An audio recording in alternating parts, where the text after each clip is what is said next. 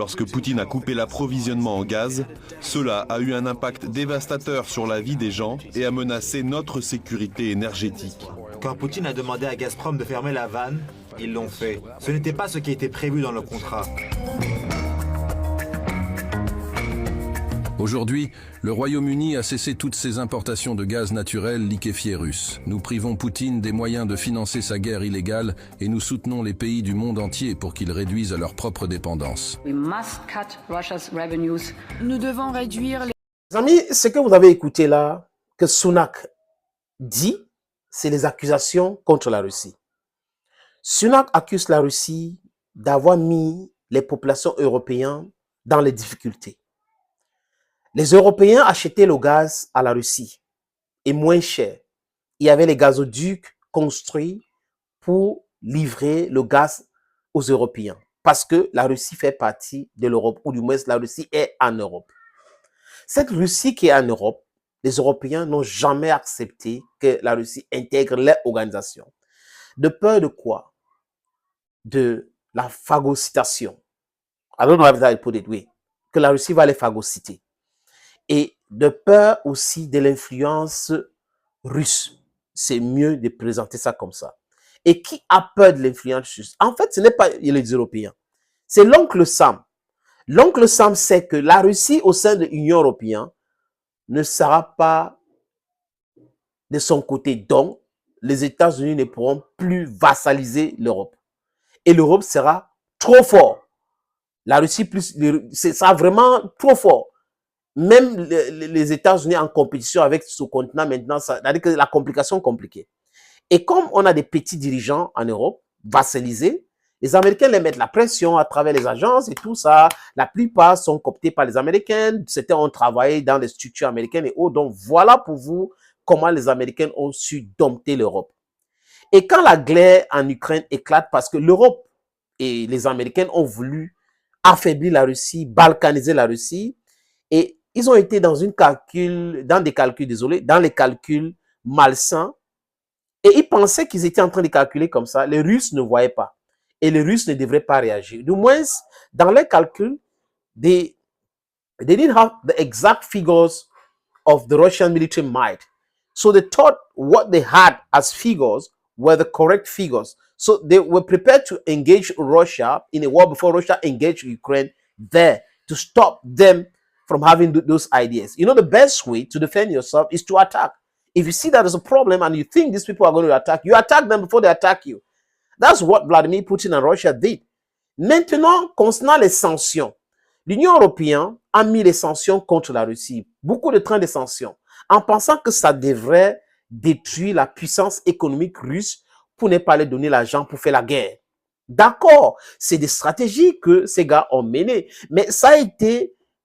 C'est lamentable parce que ces différentes stratégies ont échoué, ont toujours échoué. Mais comment quelque chose qui ne marche pas, vous pouvez penser que ça, vous pouvez répéter ça et que ça va marcher par miracle? Non, cette histoire de miracle n'existe pas. C'est des bons calculs, le bon travail qui donne le résultat. Donc, si vous êtes dans les mêmes choses qui vous ont fait échouer, vous allez toujours échouer. The result will be failure. Sunak aujourd'hui, de façon honteuse, les amis, accuse la Russie. La Russie est responsable de problèmes de gaz en Europe. La Russie est responsable de la situation en Europe aujourd'hui. Quelle Russie, les amis? Les Européens ont déclaré à Mondovision qu'ils vont combattre la Russie. Bruno Le Maire, Ursula von der Leyen, Joseph Borrell, ils ont parlé des sanctions du pétrole et le gaz russe. Joe Biden, devant von der Leyen, a dit exactement la même chose. On sait que ça sera difficile, mais vous devrez prendre cette décision parce que c'est nécessaire. Les amis, personne n'est dupe. Je vous suggère de les écouter une fois de plus. Nous devons réduire les revenus de la Russie que Poutine utilise pour financer cette guerre atroce en Ukraine. Maintenant, les efforts du mois dernier portent vraiment leurs fruits. Au début de la guerre, en ce qui concerne les importations de gaz, depuis longtemps, 40% du gaz importé provenait de Russie. Aujourd'hui, nous n'en sommes plus qu'à 9%. Il est vrai que la Russie a obtenu des revenus considérables en 2022 en raison de la flambée des prix et de notre dépendance à l'égard du gaz et du pétrole russe. Mais ce n'est plus le cas aujourd'hui. L'une de nos principales réussites est d'avoir réduit presque à zéro notre dépendance énorme à l'énergie russe. Les revenus de la Russie liés au gaz et au pétrole ont baissé de 46% en janvier.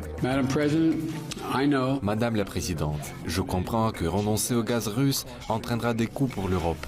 Mais ce n'est pas seulement la bonne chose à faire du point de vue moral, cela va nous placer sur une base stratégique beaucoup plus solide.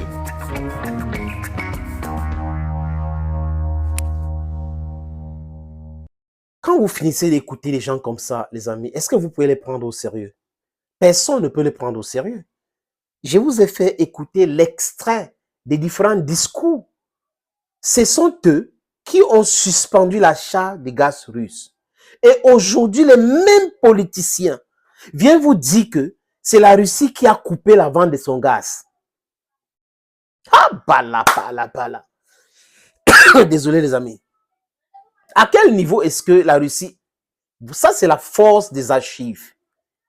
Les archives sont là. Tout ce que les gens font aujourd'hui, ils doivent savoir que les gens gardent les archives pour les montrer demain. Parce qu'on en a assez de la manipulation. On en a assez. They tell us, no, don't talk about history, don't talk about this. Because they know what they are saying. These people are never coherent.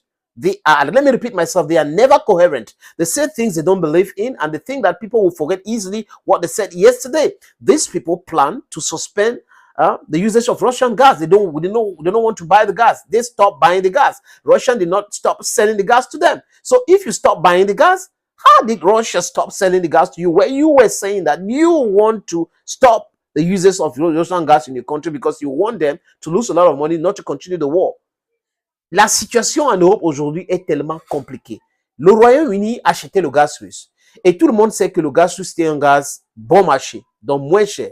La distance de transport, pour ceux qui ont fait le minimum d'économie, quand on vous parle de l'implantation d'une société, ça respecte certains facteurs. La proximité à la matière première, la route, donc transportation, énergie électrique et la main d'œuvre moins chère. Ce sont certains éléments-là, certains facteurs qui entrent là quand on parle de implantation d'une structure. Maintenant, si on est dans un monde économiquement compétitif, les amis, on regarde les deux côtés. On a le gaz aux États-Unis d'Amérique, qu'on appelle le gaz de schiste, qui est un gaz coûteux, de par les infrastructures pour installer, pour stocker et autres, et de par la façon d'extraction de ce gaz. On a le gaz naturel liquéfié russe qu'on peut acheter avec les pipes ou même les bateaux. Et les bateaux, par exemple, je dis n'importe quoi les amis, vous voulez acheter le produit aux États-Unis. Le transport, les amis, en lui-même, va vous coûter 5 000 francs CFA ou 5 000 $. Et vous voulez acheter le même produit en Russie et que le transport va vous coûter 1 000 $ ou 1 000 francs CFA. Vous allez acheter où? Il faut être moins intelligent pour penser que vous allez acheter là où le transport est plus cher. Parce que si le transport est plus cher, ça veut dire que le produit final sur le marché va être cher. Parce que le transport va entrer là dans le prix du produit final.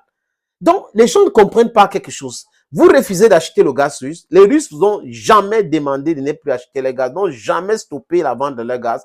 Vous avez dit que vous ne voulez pas acheter les gaz et vous venez aujourd'hui dire que les Russes, c'est parce qu'ils ont arrêté de vendre le gaz chez nous qu'on a les problèmes aujourd'hui. Les problèmes que les Européens économiques que les Européens connaissent aujourd'hui, c'est parce que ils ont refusé de voir raison. Ils ont refusé de réfléchir d'eux-mêmes. Ils ont voulu réfléchir à travers le cerveau des Américains. Les Américains réfléchissent en termes de profit pour leur pays et non pas pour l'Europe. Thank you, friends, and bye-bye.